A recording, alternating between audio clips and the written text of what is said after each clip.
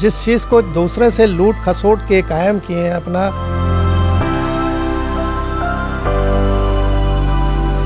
कल की इसके डेथ के बाद तो बहुत ही तेज़ी से भरभराएगा किला। माफिया से पंगा लेने का और सरकार समर्थित जब माफिया हो तो नतीजा ये हुआ कि मेरी तो सर्विस अभी 9.5 साल ही हुई थी जब मैं रिज़ाइन किया। एक 30-32 साल की सर्विस होती है हम लोग की।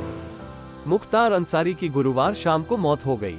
वो बांदा स्थित जिला कारागार में साल 2021 से बंद थे। हार्ट अटैक आने के बाद उन्हें बांदा मेडिकल कॉलेज में भर्ती कराया गया, जहां उन्हें डॉक्टरों ने मृत घोषित कर दिया।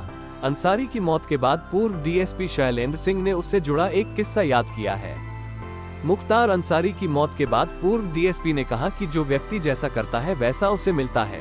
जिस डर के साम्राज्य से इसने अपना आर्थिक साम्राज्य बनाया था, लोगों को डराया धमकाया भी था, जब वो खत्म हो गया और वो आर्थिक साम्राज्य इसकी आंखों के सामने ढहने लगा तो मुख्तार अंसारी बर्दाश्त नहीं कर पाया। इससे यही साबित होता है कि सच की हमेशा जीत होती है। भले ही 20 साल लगे, लेकिन जीत विश्वास और सच की हुई है।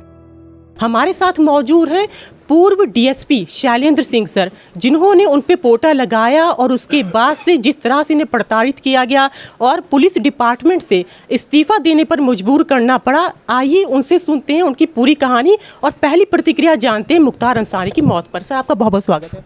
हाँ, धन्यवाद। मेरी तो पहली प्रतिक्रिया कल जब मैंने न्यूज़ के माध्यम से देखा तो मैंने कहा जो व्यक्ति जैसा करता है वो सामने आता है। जिस डर के साम्राज्य से इसने अपना आर्थिक साम्राज्य बनाया था, लोगों को डराया धमकाया था, जब वो सब ख़त्म हो गया और वो आर्थिक साम्राज्य ढहने लगा इसकी आंखों के सामने, तो वही डर इसके अंदर बैठ गया और अंत में इसके डर के मारे हार्ट अटैक के कारण इसकी मौत हो गई। तो यही सामने आया कि सच की जीत होती है।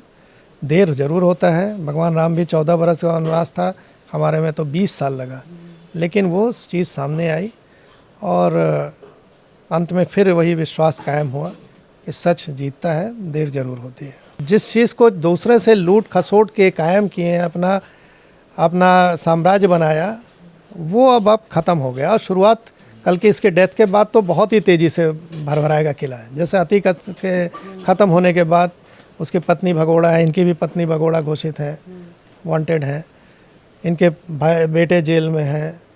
तो ऐसी दशा में अब मुझे नहीं लगता कि अब ये संभाल पाएंगे अपना साम्राज्य, वो खत्म हो गया है। शैलेंद्र सिंह ने बताया कि 17 साल हम लोगों का कीमती समय जब बर्बाद होता है न, तो कोई नहीं पूछता है किस परिस्थिति में हम लोग जीते हैं, ये भी कोई नहीं जानता था। उन्होंने ये भी कहा कि शायद हम नौकरी में रहे होते ये पक्ष कोई देख नहीं पाता कि पुलिस पर किस तरह का दबाव होता है। मैंने अपनी जान जोखिम में डाली।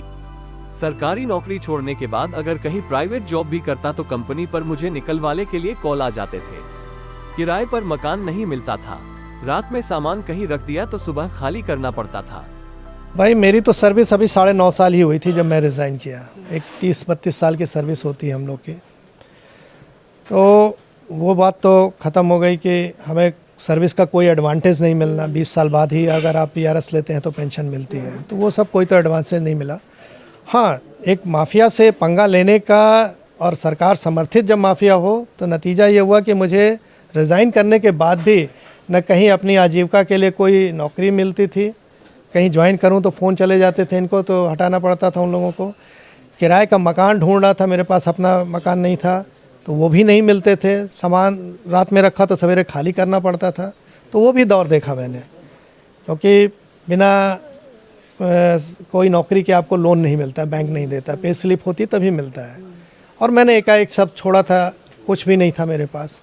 तो ये विकट परिस्थिति थी उस समय, जान का खतरा अलग था। इन लोग की सरकार थी, हमारे जो सिक्योरिटी होनी चाहिए वो भी प्रॉपर नहीं होती थी। मुकदमे इतने मेरे ऊपर लाद दिए गए कि मुझे लाइसेंस भी, आर्म्स लाइसेंस आज तक नहीं मिला मुझे। अब भले ख़त्म हो गया, लेना चाहूँ तो ले सकता हूँ, लेकिन अब मैं जिस काम में कर रहा हूँ उसमें मुझे ज़रूरत नहीं लगती। पासपोर्ट मेरा नहीं बन पा रहा था, तो बहुत दुश्वारियाँ हुई। परिवार हमारा किस परिस्थिति में जिया वो मैं जानता हूँ। तो वो बीत गया, उस पर ज़्यादा कहना ठीक नहीं है। लेकिन खुशी इस बात की है कि सच की जीत हुई। लोकल 18 लखनऊ से अंजलि सिंह राजपूत की रिपोर्ट।